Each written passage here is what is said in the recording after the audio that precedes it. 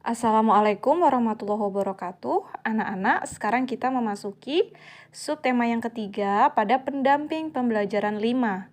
Silahkan anak-anak yang soleh dan solehah membuka buku pena kalian di halaman 65 sampai dengan 68. Yang akan kita pelajari adalah tentang flora dan fauna endemik di negara-negara di Asia Tenggara dan membuat pameran karya seni patung.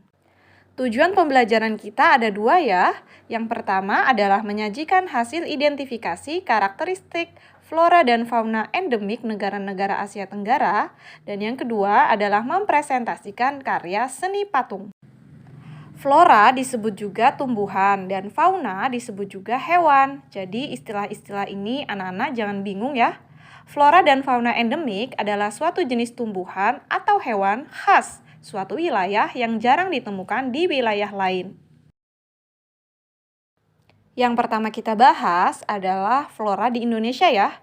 Yang endemik salah satunya nih ada bambu manggong, kemudian kayu eboni, pohon matoa, kayu kepuh, kemudian kayu cendana, pohon sagu, sawo kecik, dan anggrek hitam. Nah, papeda yang biasa kita makan dari pohon sagu ya, anak-anak. Untuk fauna yang ada di Indonesia, yaitu ada banteng Jawa, rangkong papan, harimau Sumatera, orang utan Sumatera, komodo, dan landak Borneo. Kalau di negara Malaysia, flora endemik salah satunya adalah asam keranji loh anak-anak. Kemudian berikutnya ada lamtoro dan juga pohon merbau. Untuk faunanya atau hewannya yang endemik di Malaysia yaitu ada harimau Malaya, kemudian hewan bulus dan baning coklat. Anak-anak perhatikan ya bentuk-bentuk gambar hewan tersebut. Pada negara Singapura, flora yang terkenal salah satunya nih pohon soga loh yang indah sekali. Kemudian ada juga bunga kamboja dan bunga bougainville yang khas dari negara Singapura. Untuk hewan yang paling endemik di Singapura yaitu lembat, terus ada kehung, ada ikan kepala timah, dan juga bulus. Nah, untuk negara Filipina, flora yang endemik yaitu jeruk kalamansi dan juga johar. Jeruk kalamansi rasanya manis sekali loh anak-anak. Kemudian untuk fauna endemiknya yaitu ada hewan tarsius dan betet kelapa Filipina. Menarik ya betetnya. Untuk negara Thailand, flora yang terkenal ada pohon ratchap purek. Nah, pohon ini sangat menarik. Warnanya begitu cerah ya anak-anak. Kemudian selain pohon tersebut ada yang namanya mangrove. Atau kita biasa sebut bakau. Di Indonesia juga ada loh. Dan fauna yang terkenal di Thailand pasti anak-anak tahu yaitu gajah Thailand. Gajah merupakan hewan yang cerdas. Dan juga ada yang namanya kucing batu. Nah, anak-anak menginjak ke negara berikut yaitu negara Brunei Darussalam. Flora yang terkenal sekali dan endemik yaitu bunga meranti loh anak-anak. Untuk faunanya yang terkenal yaitu cupang Brunei dan juga pelanduk kancil. Kalian pernah melihat cupang Brunei nggak sebelumnya? Nah, warnanya bagus ya anak-anak. Nah, berikutnya kita ke negara Laos.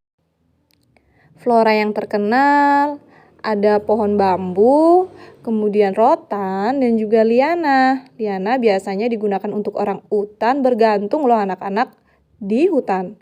Nah, berikutnya faunanya. Faunanya ada macan tutul dan juga macan kumbang. Wah, kalian pernah tidak melihat ini sebelumnya? Nah, kalau di negara Myanmar, flora yang terkenal yaitu ada pohon pinus dan juga pohon ek.